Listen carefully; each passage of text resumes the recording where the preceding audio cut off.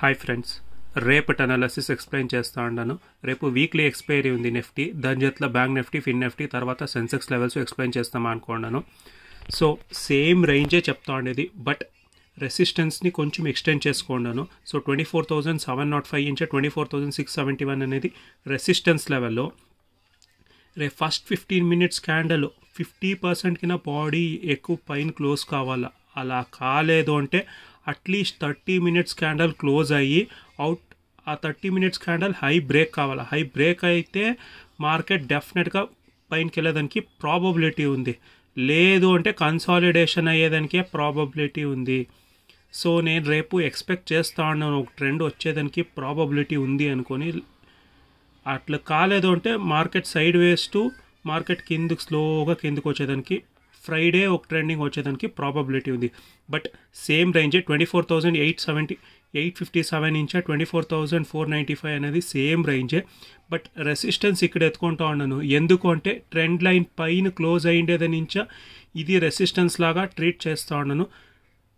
First 15 minutes candle body పైన ఉంటే market అక్కడి నుంచి అట్లే వెళ్ళేదానికి ప్రాబబిలిటీ ఉంది. అలా కాలేదు అంటే నెక్స్ట్ ಯಾವುದనో 30 మినిట్స్ క్యాండల్ పైన క్లోజ్ కావాలి. ఆ 15 minutes in case first 15 minutes candle high పైన 30 మినిట్స్ క్యాండల్ క్లోజ్ అయితే మార్కెట్ అక్కడి నుంచి ట్రెండ్ అయ్యేదానికి ప్రాబబిలిటీ ఉంది. హై ఆ 30 మినిట్స్ క్యాండల్ హై క్రాస్ చేయాలి. క్రాస్ చేసేటప్పుడే మార్కెట్ ట్రెండ్ అయ్యేదానికి ప్రాబబిలిటీ ఉంది.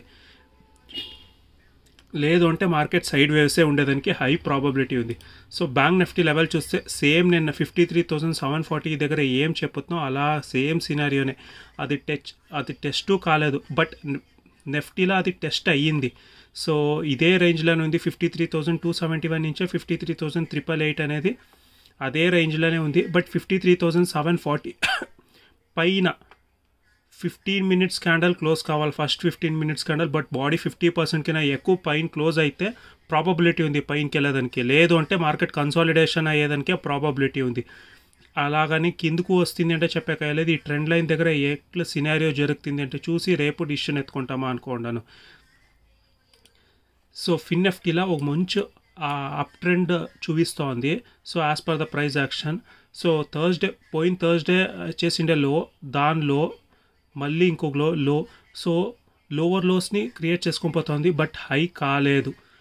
రేపేమన్నా 24,874 పైన 30 మినిట్స్, లేదు అంటే ఫస్ట్ 2 క్యాండల్స్ హయ్యర్ రైజ్ ఏమైనా చేస్తే మాత్రం ఒక ట్రెండ్ వచ్చేదానికి ఈజీగా.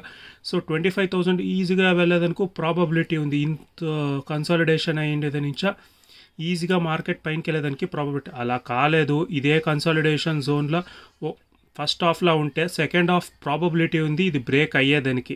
సో చూసుకుండా ట్రేడ్ తీసుకుంటే బెటర్.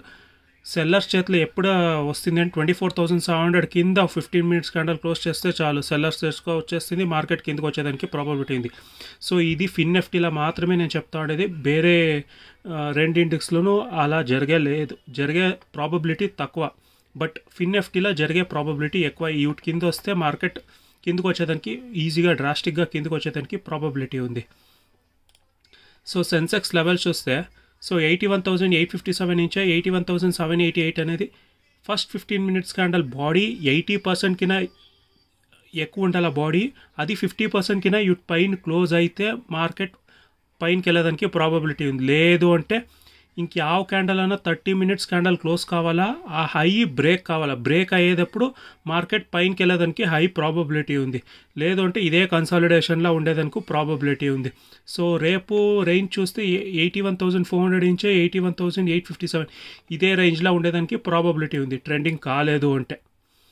సో రేంజ్ చెప్తే 82,370 నుంచి 81,147. సో ఇదన్నీ నేను పైనకి వెళ్ళేదానికే చూస్తూ ఉన్నాను. డౌన్ సైడ్కి ఎందుకు చూస్తలేదు అంటే మార్కెట్ ఎంత ట్రై చేస్తూ ఉంది మార్కెట్ కిందకు వచ్చేదానికి, బట్ బయర్స్ ఇడుస్తలేదు. సో ఇది ఏం అర్థం చేసుకోవచ్చు అంటే మార్కెట్ పెరిగేదానికి ప్రాబబిలిటీ ఉంది, బట్ నేను చెప్పిండే లెవెల్స్ పైన ఒక 15 మినిట్స్ క్యాండల్ క్లోజ్ కావాలా. లేదు అంటే ఎప్పుడన్నా 9 to 3 o'clock 30 minutes candle close కావాలా. హై బ్రేక్ అయ్యేటప్పుడు మార్కెట్ పైనకి వెళ్ళేదానికి ప్రాబబిలిటీ ఉంది. సో ఇదే నా కంప్లీట్ అనాలిసిస్ రేపటి గురించి. రేపు వీక్లీ ఎక్స్పైరీ ఉంది నిఫ్టీ. సో లెవెల్స్ ఎక్స్ప్లెయిన్ చేసిండాను. సో నా లెవెల్స్ మీకు ఏమైనా ఇష్టమై ఉంటే ప్లీజ్ లైక్ చేయండి. Thank you friends.